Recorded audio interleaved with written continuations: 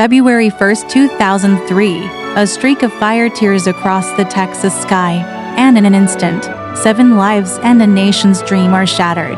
The Space Shuttle Columbia was just 16 minutes from home. On the ground, at Mission Control, Capcom Charlie Habba was running through the final checks.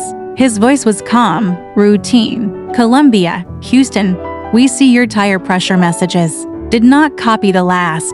Commander Rick Husband began to reply, but his transmission was severed. Forever, the final word anyone ever heard from Columbia was a fragment. "Roger, boo." For the next 10 minutes, Houston called into a silent void. "Columbia, Houston, UHF comcheck."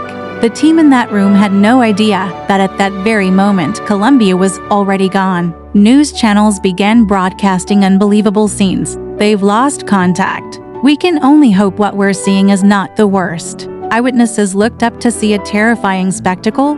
Not one, but multiple blazing trails, like falling stars, breaking apart over the state of Texas. By 9:12 a.m., the truth was undeniable. President George W. Bush soon addressed a grieving world. "My fellow Americans, this day has brought terrible news and great sadness to our country.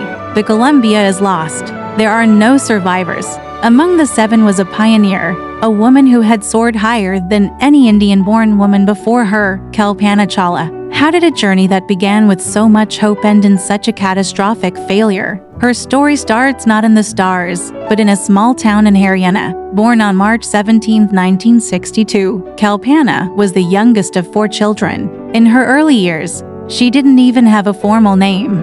Her family simply called her Montu. When it was time to enroll in school, the need for a proper name rose. The young girl made a choice herself.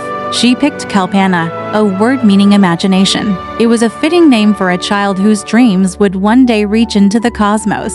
She chose the name Imagination, and then she lived it. Her brother, Sanjay, recalls a determined spirit from the very beginning. In the conservative 1960s Indian society, where sons were often preferred, Kalpana was told there was no future for a girl in aeronautics. Her own father and teachers advised her to choose a different path, but no one could dissuade her. She earned her bachelor's in aeronautical engineering from Punjab Engineering College, and then set her sights on the United States for her master's, despite her father's initial disapproval. "Because I lived in India, in a very small town," she later said, "I didn't even know if my folks were going to let me go to the engineering college.